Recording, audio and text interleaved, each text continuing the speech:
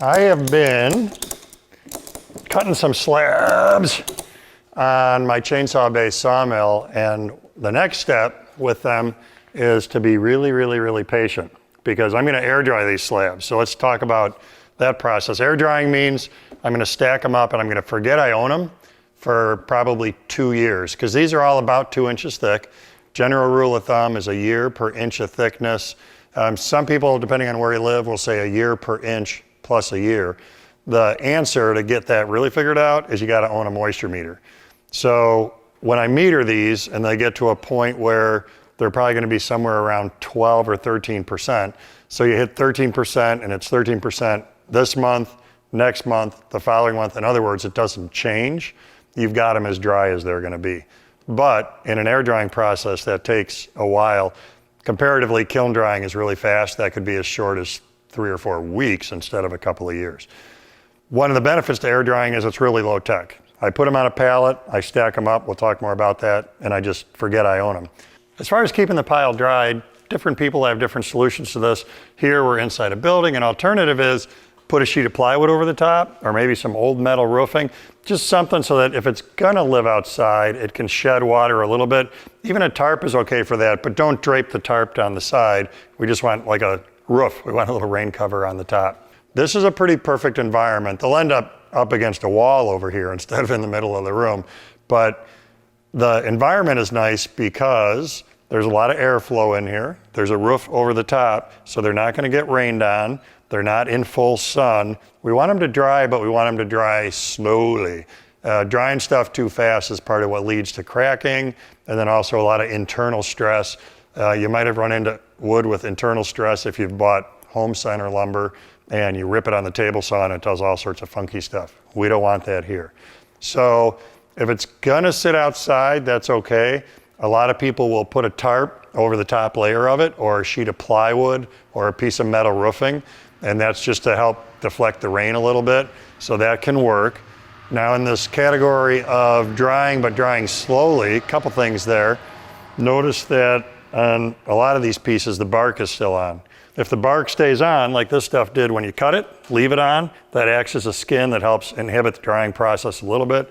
On the end grain, they're all a really pretty shade of green. Who cares that they're green? That's just leftover latex paint that I had.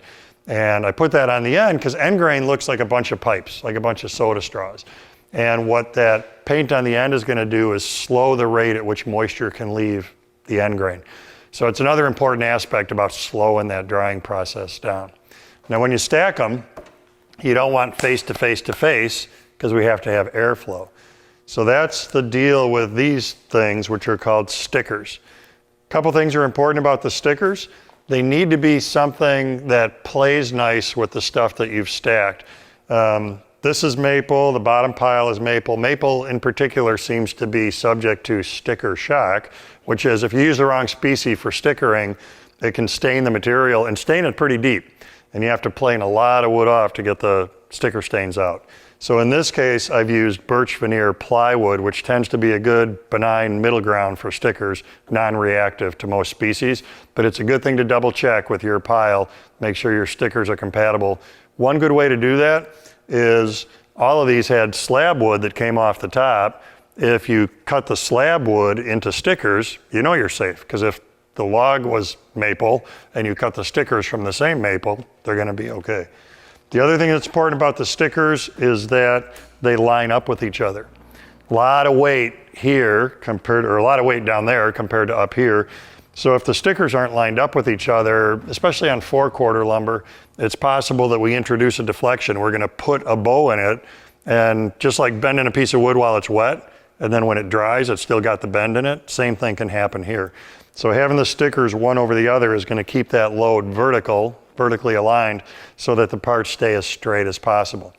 In all honesty, with this 8/4 stock, I've overdone it a little bit on stickers. I've got them every 16 inches. And on thick stuff like this, every 20 or 24 would have been okay, but too many stickers is better than not enough, and what does plywood cost? So I'd rather have extra stickers in here than not enough stickers. They're on a pallet.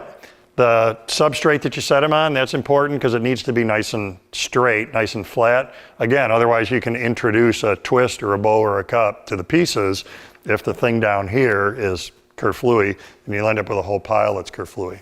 The ratchet strap I was messing with when we started, that's going to do a couple things. When my friend Charlie comes in and moves this and pushes it against the wall with a forklift, that's going to help keep the pile together so nothing bad happens. Additionally, you can put weight on the top to help keep this thing weighted down so the very top pieces stay nice and flat, or you can put ratchet straps on and they have that same net effect. So a lot of different ways to approach this. Bottom line, what I like about it is it's low tech, so this isn't costing me a dime to do.